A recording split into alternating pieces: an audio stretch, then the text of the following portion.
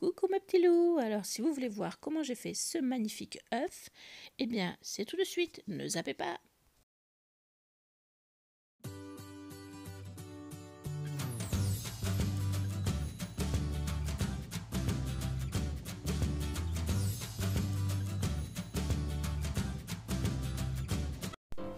Alors j'ai acheté ce magnifique œuf en polystyrène à 99 centimes au marché aux affaires, suite à deux vidéos de Charlène, le petit monde de Chachou, dont je vous mets le lien dans le i, et de Maric de la chaîne Maric Scrap, dont je vous mets le lien également dans le i. Voilà, elles m'ont donné envie, ces coquines, et allez voir leur chaîne, elles ont beaucoup de talent et elles méritent votre visite, voire même votre abonnement si vous ne les connaissez pas, si vous n'êtes pas encore abonné. Voilà, alors moi je suis partie sur le principe que je voulais faire un socle, un pied si vous voulez, intégré à mon œuf. Donc j'ai décidé de couvrir totalement mon œuf avec de la pâte qui durcit à l'air de chez Action, je ne sais pas si elle a un nom, mais voilà. Donc j'ai couvert mon œuf en totalité, ce qui a demandé quand même un petit peu de pâte parce qu'il est quand même pas tout petit cet œuf là. Et ensuite j'y ai donc fait un petit pied. Voilà, donc il a fallu ensuite que je laisse sécher le tout pendant au moins 3 jours et le pied a eu quand même un petit peu de mal à sécher, même pas tout à fait sec quand j'ai continué le travail, mais il fallait que je finisse cet œuf. Une raison toute simple, c'est que quand moi j'ai une... Je ne sais pas si ça vous le fait pour les créatrices qui me suivent, mais quand j'ai une création en cours, tant que je ne l'ai pas finie, ça me travaille. Voilà, ça m'habite et j'ai besoin de faire. Voilà. Donc vous voyez, mon œuf tient très bien. Donc la prochaine étape, eh bien maintenant c'est... Alors au cas où vous voudriez faire ce genre de création, j'ai décollé le pied que j'ai fait et je l'ai collé avec une colle pour que ça soit plus solide. Voilà, parce que j'avais peur que la pâte qui sèche à l'air ne soit pas assez prises l'une dans l'autre et que du coup un jour mon œuf se casse. Voilà, ce qui serait très dommage. Voilà, donc ensuite je le passe au gesso. Alors j'ai mis 2 couches, je vous en ai montré qu'une parce que vous savez comment ça fonctionne. Voilà, donc j'ai mis 2 couches pour que ce soit bien blanc et que je puisse bien travailler dessus. Voilà. Et ensuite, eh ben voilà, on est parti. Alors je vous ai mis beaucoup de la vidéo en accéléré, voire très accéléré. Pour une raison tout simple, c'est que cette vidéo faisait plus de 2 heures. Donc j'ai enlevé des petits endroits qui n'étaient pas nécessaires. J'ai avancé autant que possible, en accéléré tout ce que j'ai pu. Je pense que vous voyez quand même bien le principe et c'est ce qui compte. Voilà. Donc j'ai fait un petit peu de pochoir avec ma pasta sculptura, histoire de commencer à travailler cet œuf. Voilà, et pour aller plus vite, eh bien, à chaque passage, je sèche au heat gun de telle façon que ça, voilà, ça sèche très vite et du coup, ça permet de continuer le travail. Ensuite, j'ai mis une gaze parce que j'avais envie, mais finalement, vous verrez plus tard que la gaze ne se voit pas parce qu'en fait, ce n'était pas une nécessité absolue. Voilà.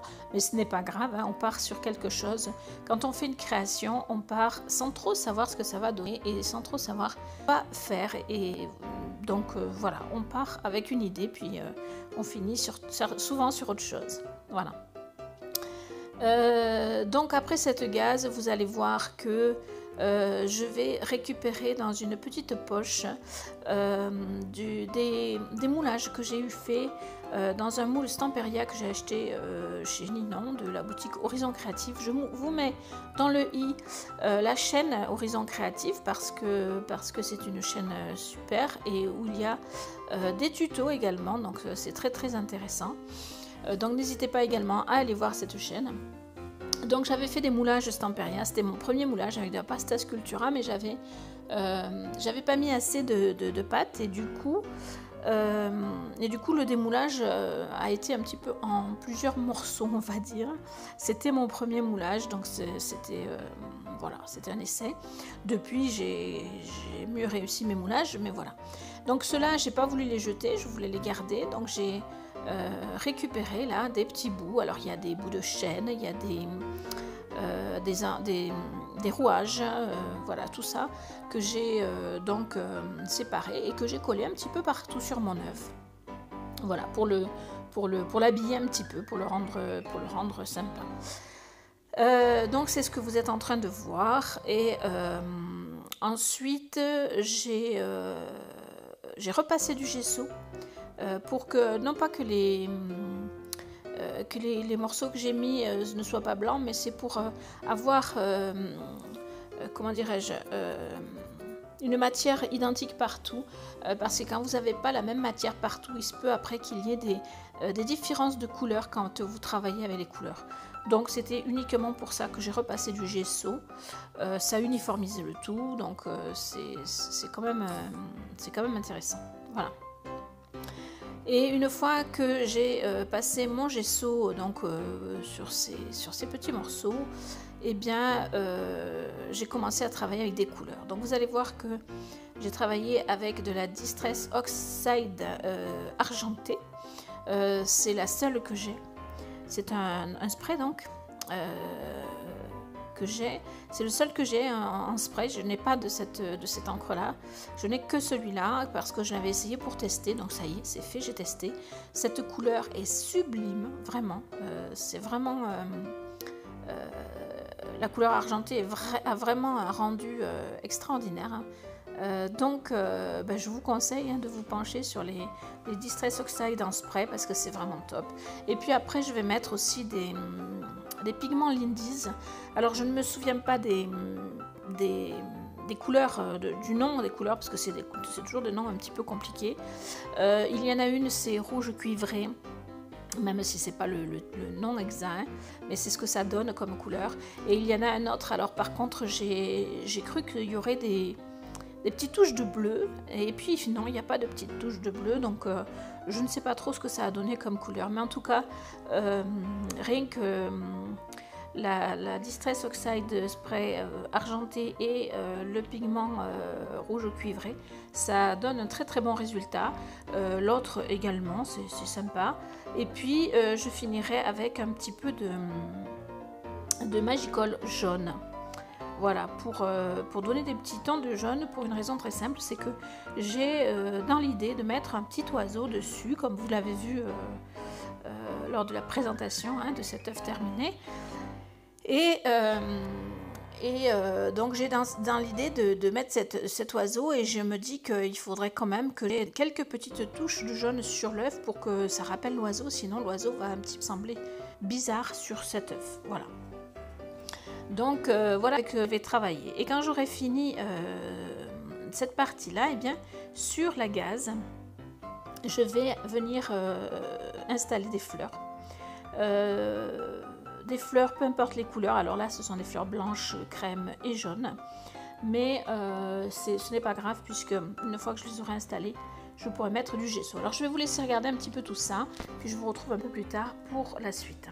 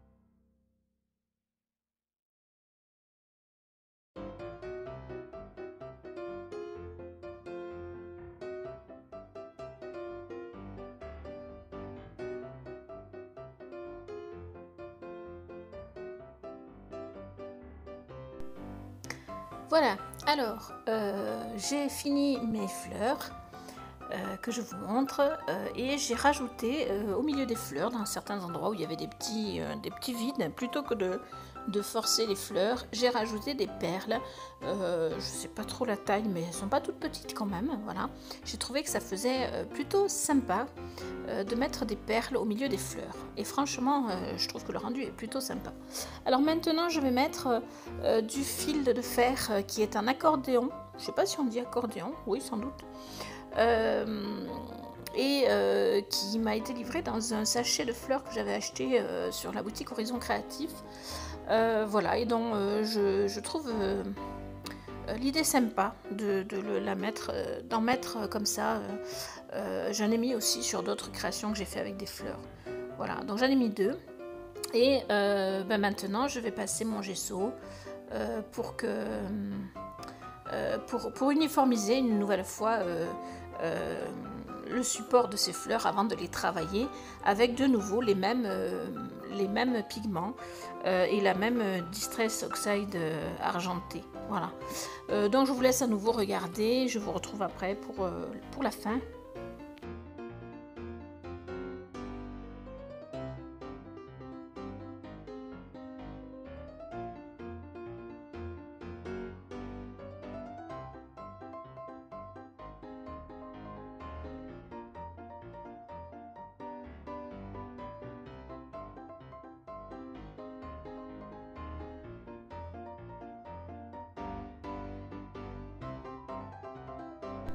Je vous montre l'effet de la Distress argentée. Je ne sais pas si vous allez bien voir, mais c'est juste sublime.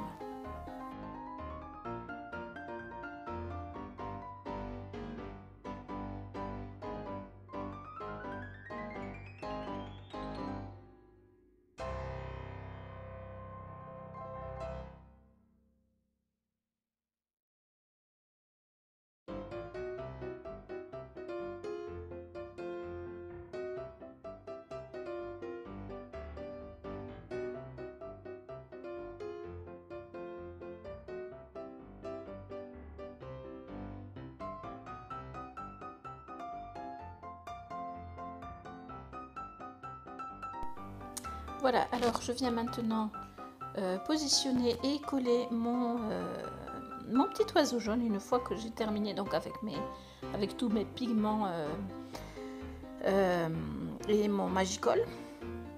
Voilà, je viens donc coller mon oiseau qui finalement trouve bien sa place. Il y a comme un petit creux en haut que je n'ai vraiment pas fait exprès, mais sur lequel l'oiseau vient parfaitement. Et pour terminer vraiment ma création, je viens donner un petit effet de patine avec comment dirais-je, une peinture rouge, entre rouge et bordeaux, et surtout elle est métallisée. Voilà, donc je viens un petit peu patiner mes fleurs, mais pas que. Je vais patiner un petit peu tous les embellissements que j'ai pu coller sur mon œuf depuis le début. Voilà, et c'est ce qui va apporter la touche finale à cet œuf.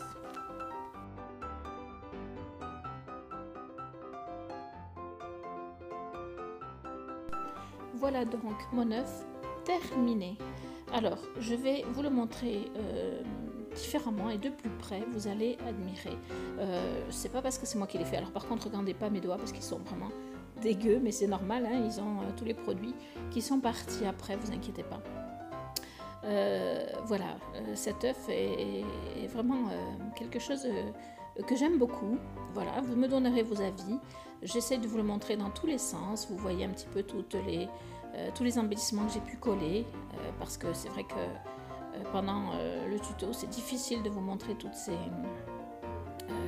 ces embellissements que j'ai pu coller. La couleur grise que vous voyez, c'est le Distress Oxide spray argenté, qui est vraiment magnifique, et je vous assure, ça a un reflet vraiment formidable. Vous voyez les petites perles que j'ai aussi passées à la peinture rouge bordeaux. Voilà. Enfin, certaines sont plus passées que d'autres. Voilà, l'ensemble me semble, moi personnellement, très joli. Maintenant, j'attends vos retours, bien évidemment. J'attends vos commentaires, parce que pour les créateurs, comme moi. Ce qui est important, c'est ce que vous en pensez. Donc n'hésitez pas à dire ce que vous en pensez, à dire ce que vous auriez fait si vous l'aviez fait autrement. Voilà, toute critique constructive est bonne à dire et à prendre. Voilà, je compte sur vous donc pour partager cette vidéo, pour la liker, pour la commenter. Et puis si vous n'êtes pas encore abonné à ma chaîne, n'hésitez pas à vous abonner. J'espère continuer à vous proposer de très jolies créations comme celle-ci. Je vous fais des bisous et je vous dis à très vite.